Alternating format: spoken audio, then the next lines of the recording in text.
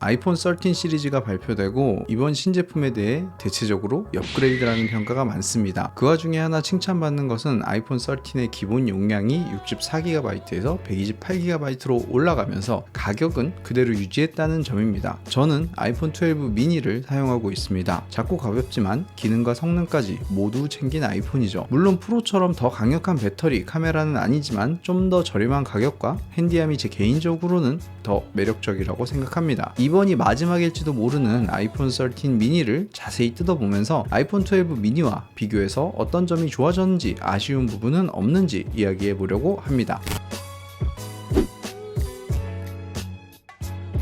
가장 단순하게 보이는 외형적인 차이는 카메라와 노치의 변화겠죠. 실물로 봐야 더 명확하겠지만 카메라 범프는 프로 시리즈보다는 덜 도드라져 보입니다. 펀치홀도 꼴보기 싫은 마당에 노치 약간 줄었다고 좋아해야 하는 건진 모르겠지만 아무튼 적어도 배터리는 몇 퍼센트 남았는지 한눈에 볼 순 있을 것 같습니다. 측면 알루미늄 마감과 후면 유광 글래스 마감은 기존과 동일하고 컬러는 대폭 변경되었습니다. 아이폰 12 미니는 화이트, 쌈무 그린, 퍼플 등이 호평을 받았죠. 이번 13은 핑크와 스타라이트라는 약간은 크림빛이 도는 흰색이 인기가 있을 것 같습니다. 크기는 언뜻 보면 비슷해 보이지만 두께가 살짝 두꺼워졌습니다. 전작은 7.4mm였으나 이번 13 미니는 7.65mm입니다. 아마 카메라 모듈 때문으로 보여지는데 프레임 자체가 두꺼워진 것인지는 직접 보고 말씀을 드려야 될 것 같아요. 무게 또한 5.3% 증가한 140g으로 이번 아이폰 시리즈가 전체적으로 무게가 전작에 비해 늘어났습니다. 절대적으로 부담스럽진 않지만 미니는 작고 가벼운 맛에 쓰는 제품인데 조금은 아쉽습니다. 디스플레이 해상도는 전작과 동일합니다. 밝기가 625니트에서 800니트로 증가하였습니다. 아이폰 12 프로와 동일한 디스플레이 사양으로 보여져요. 아이폰 13 프로 시리즈의 최대 밝기는 1000니트입니다. HDR 적용 시 최대 밝기는 1200니트로 전작과 동일합니다. A15 바이오닉 칩셋이 적용되었는데 프로 시리즈의 A15 바이오닉 칩셋에서 GPU 코어가 하나 빠져서 4개의 GPU 코어가 적용되었습니다. 아이폰은 특히 카메라에 엄청난 프로세싱이 들어간다고 알고 있는데 카메라가 2개밖에 없는 아이폰 13에는 GPU 코어 하나를 뺐습니다. 뭐 끝나누기를 잘한 거죠. 수율 낮은 칩셋 GPU 코어 하나를 죽여서 재활용했나? 아무튼 12 때도 그랬는데 램의 영향과 더불어서 일상용으로는 크게 못 느끼지만 발열, 배터리 효율성 에 있어서 은근히 프로 시리즈랑은 차이가 나긴 할 것 같습니다. 프로가 더 좋긴 해요.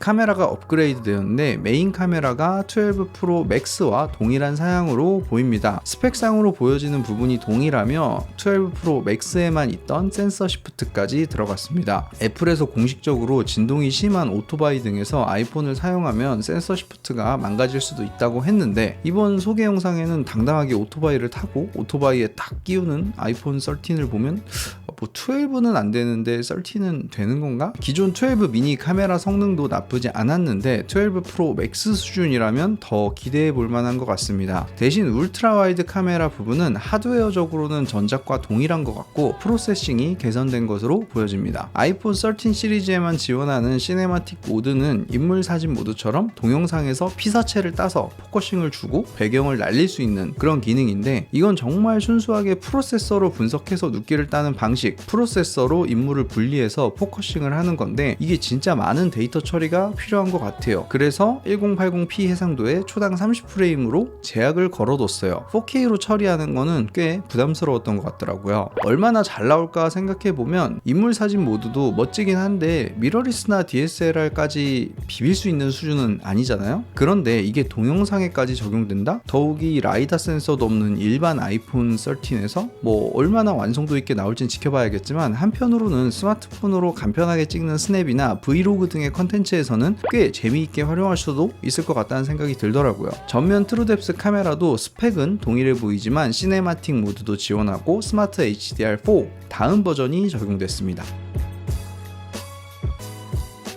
배터리 용량은 2406mAh로 전작의 2227mAh에서 늘어난 만큼 배터리 시간도 1.5시간 정도 향상되었습니다. 맥세이프도 제품 코드가 바뀌면서 25W 초고속 충전을 지원하지 않을까 예상했는데 아이폰 13 전 시리즈는 전작과 동일한 최대 15W 맥세이프 충전만 지원합니다.